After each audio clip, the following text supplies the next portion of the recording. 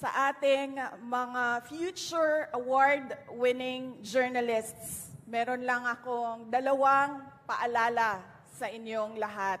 Hindi ko na pahabain yung aking speech.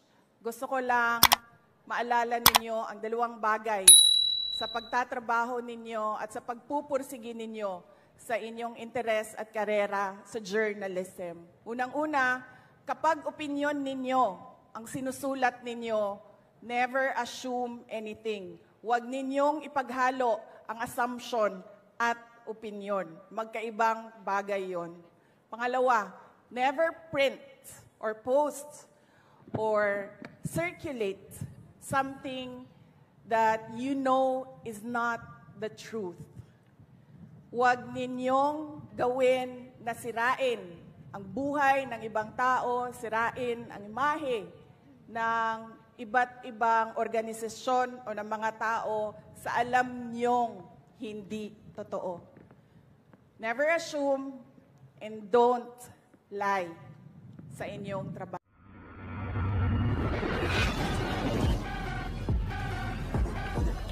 Ladies and gentlemen, the Vice President of the Republic of the Philippines and the Secretary of the Department of Education, Honorable Sara Z. Duterte.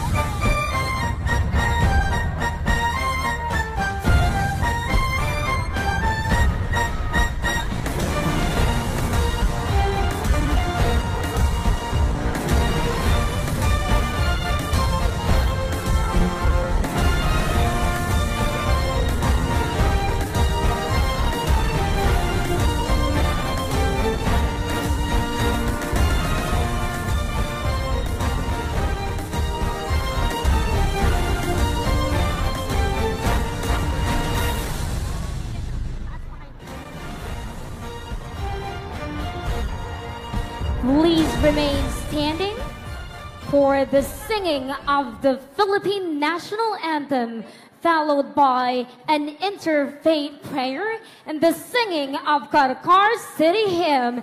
This will be performed by the teacher and student choir of STO Caracar City Teachers Choir, Ukanya National High School, and Hilasio C. Babao Senior Memorial National High School. You may now take your seats.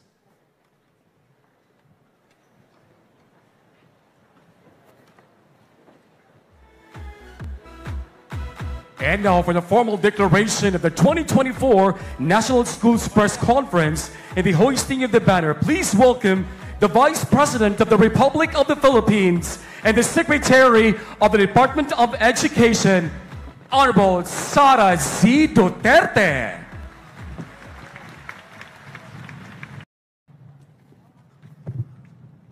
Mga kababayan, mga kaigsuunan nako dinhi sa isla sa Cebu, ladies and gentlemen, assalamualaikum, warahmatullahi wabarakatuh. Madayaw ug maayong hapon kaninyong tanan, magandang hapon sa inyong lahat. Tung nilabay nga tuig, doon nami mga lain-lain na aktibidades sa Department of Education. Mangutana ko sa ila dito sa Central Office.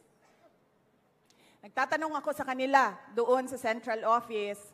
Sabi ko, ano ba ang mga schedule natin ngayong taon? Ano ba ang mga national events natin? Meron silang iba't ibang mga dates na binigay sa akin. So nung tiningnan ko ang schedule nila, 1 taon na schedule nila, sabi ko, bakit natin ginagawa iba't ibang araw, iba't ibang buwan, iba't ibang lugar ang mga national events ng Department of Education? Tinanong ko yung isang USEC, sabi ko, bakit hindi pwede pag-isahin ang mga national events ng Department of Education para hindi pabalik-balik ang ating mga guro sa iba't ibang lugar at sa ating mga trainers, mga coaches sa iba't ibang lugar para umattend ng iba't ibang events ng Department of Education. Tinanong ko sila, sabi ko, pwede ba natin pag-isahin yan? Sinabi naman ng mga USEC, ng undersecretaries ng Department of Education na pwede naman. So sabi ko sa kanila, pwede ba na sa susunod na taon, gawin natin na yung 6 na malaking national events ng Department of Education, ilagay natin sa isang region or sa isang probinsya para nakakatulong tayo sa kanilang lokal na ekonomiya at sa mga negosyo, the micro, small, and medium businesses in the areas. So this year, napili ng Department of Education ang Island of Cebu para sa 6 na national activities. Una, ang National Schools Press Conference. Pangalawa, ang National Festival of Talents. Pangatlo, ang National Learning Convergence. Ang Palarong Pambansa, ang Brigada Eskwela, at ang Learning Camp. So yung 6 na yon, at meron kaming isa pa na maliit, the Solidarity Meeting of the Learners' Rights and Protection Office. Dinala namin lahat dito sa inyo, sa Cebu, para naman makita ninyo ng mga taga Cebu ang iba't ibang activities ng Department of Education at magkaroon ng interes ang mga kabataan sa Cebu sa pagsali sa iba't ibang kompetisyon at syempre makatulong sa lokal na ekonomiya ng inyong lugar post-COVID pandemic. Kaya nagpapasalamat ako sa local government ng Karkar at sa local government ng Province of Cebu sa kanilang suporta sa Department of Education.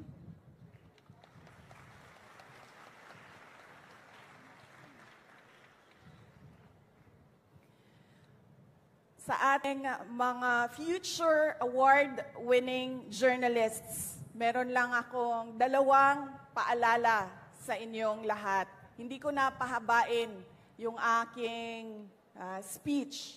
Gusto ko lang maalala ninyo ang 2 bagay sa pagtatrabaho ninyo at sa pagpupursige ninyo sa inyong interes at karera sa journalism. Unang-una, kapag opinion ninyo ang sinusulat ninyo, never assume anything. Huwag ninyong ipaghalo ang assumption at opinion. Magkaibang bagay yon.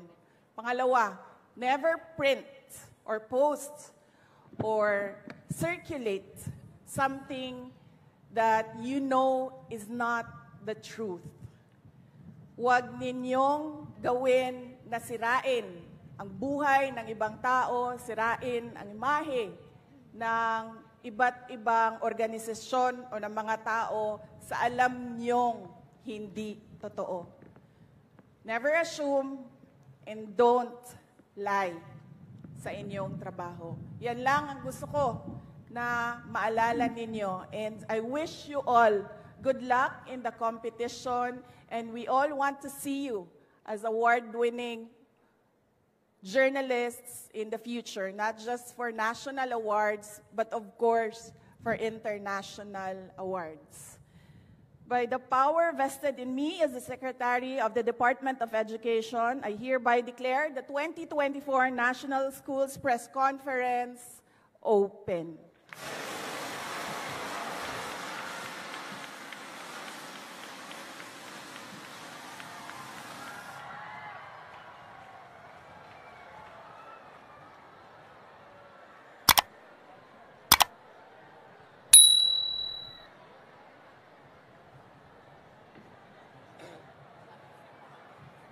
Thank you very much. Kajot lang, sir. Mga kababayan, patuloy po tayo maging matatag tungo sa pagtaguyod ng isang bansang makabata at mga batang makabansa. Ang lahat ng ginagawa natin ay para sa Diyos, sa bayan, at sa bawat pamilyang Pilipino. Shukran. Thank you very much, Vice President of the Republic of the Philippines and the Secretary of Department of Education, Honorable Sara Z. Duterte. At this point in time, ladies and gentlemen, it is with pride and honor to hear words of encouragement from the first ever empowered woman to have served as governor in the province of Cebu. Ladies and gentlemen, help me welcome the governor of Cebu province, Honorable Gwendolyn F. Garcia.